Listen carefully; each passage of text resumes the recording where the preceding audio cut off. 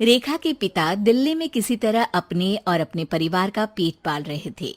पर एक दिन अरे रमेश, तुम्हारी बेटी के तो समझो भाग्य ही खुल गए। वकील लड़के का रिश्ता आया है। अरे वाह, कब करना चाहते हैं शादी? वो लोग तो जल्द से जल्द ही करेंगे। बाकी शाम को मैंने रेखा को देखने के लिए बुला लिया है। तेरा घर छोटा है तो तुम लोग मेरे घर ही आ जाना। राकेश और उसकी बीवी सारी तैयारी के साथ रोहित और रेखा की शादी कर देते हैं। लेकिन अगले ही दिन देखो रेखा, शादी भले ही हो गई है, लेकिन तुम ये मत सोचना कि मैं किसी जोरू के गुलाम टाइप रहूंगा। रेखा को रोहित की बात अजीब लगती है। मैं ये तो सोच भी नहीं सकती और ना ही चाहती हूँ, लेकिन शादी के अगले ही दिन इस तरह की बात की उम्मीद भी नहीं थी। रोहित रेखा के मुंह से ये बात सुनकर गुस्सा हो जाता है। अरे, काफी जबान भी चला लेती हो। माँ ने सिखाया नहीं कि पति से कैसे बात करते हैं? रेखा अब चुप रहने में ही भलाई समझती है। रेखा, जल्दी से नाश्ता तैयार कर लो। आज पहला दिन है, सारे काम तुम्हें समझा दूंगी। ये नौकरानी है जो तुम्हें बता देगी कि कैसे कैसे क्या करना है। फिर इसकी कल से छुट्टी है। रेखा भी ससुराल में जी जान लगाकर काम करने लगती है। खाली समय मिलता तो पति के वकालत की किताब उठाकर पढ़ने लगती। ये क्या, जब देखो तब पढ़ती रहती है। अच्छा सुन, कल पिता के घर से 20,000 रुपये लेकर आना। मेरे छोटे बेटे की फीस भरनी है। लेकिन पापा क्यों भरेंगे उसकी फीस? अरे वाह जी वाह, पापा क्यों भरेंगे? तो ये बता, हम क्यों रखेंगे तुझे यहाँ? क्यों खाना देंगे फ्री में? अरे, क्योंकि मैं बहू हूँ इस घर की। तभी वहाँ रोहित आ जाता है। अरे वाह, बड़ी जबान चला रही हो। चुपचाप माँ जो कह रही है वैसा कर, वरना सामान उठा और जा अपनी झोपड़ी में। बेचारी रेखा क्या करती, पिता के घर जाती है, उनको सारा हाल बताती है। पिता भी जैसे तैसे पैसों का इंतजाम कर बेटी को ससुराल के लिए विदा करते हैं। देखा, अब कहाँ से आए पैसे? अरे बहुत माल है तुम लोगों के पास, बस सीधी उंगली से निकालते नहीं।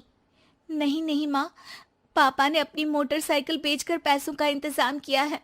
पता नहीं अब वो ऑफिस कैसे जाएंगे। अरे वाह भाई, ये भी हम सोचे। खैर, जैसे तैसे दिन बीतते हैं।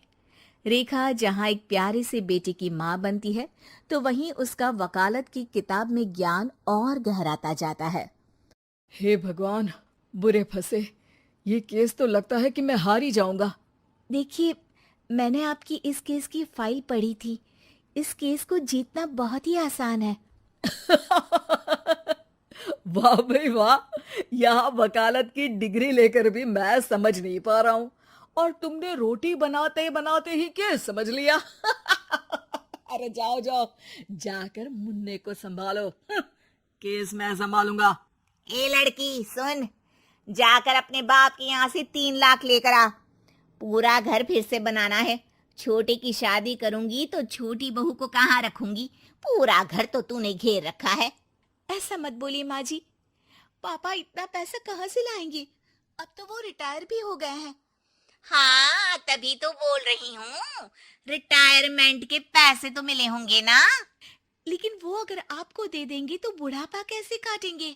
रोहित रेखा की बात सुनकर गुस्सा हो जाता है। ए सुन, चल अपना सामान उठा, अपना बच्चा उठा और निकल यहाँ से। रेखा के लाख आग्रह के बाद भी रोहित और उसकी सास उसे घर में नहीं रखते। पापा, मैं तलाक चाहती हूँ। बेटा, मेरे पास वकील के पैसे नहीं है। पापा, आप मुझे वकालत करवा दीजिए। अपना केस मैं खुद लड़ूंगी। इस बार रेखा के पिता भी उसे ससुराल ना भेजकर रिटायरमेंट के पैसों से वकालत करवाते हैं। और फिर एक दिन कोर्ट के बाहर, रोहित, आज तुम अपना ही केस हार गए, वो भी उस लड़की से जिसकी तुमने कभी कदर ही नहीं की।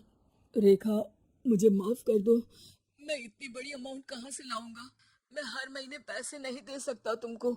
पैसे वहीं से लाना जहाँ से तुम मेरे पापा को लाने के लिए मजबूर करते थे। एक पिता अपनी बेटी की शादी उसकी खुशहाली के लिए करता है, ना कि सारी जिंदगी कर्जदार बनने के लिए। अरे, मेरे ही बेटे की किताब पढ़ पढ़कर ज्ञान बांट रही हो? वकालत की किताब तो ससुराल में ही पड़ी थी ना। बिल्कुल, यहाँ मेरी गलती रही।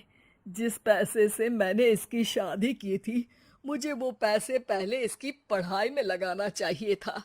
और आज रेखा एक जानी मानी वकील के रूप में काम कर रही है।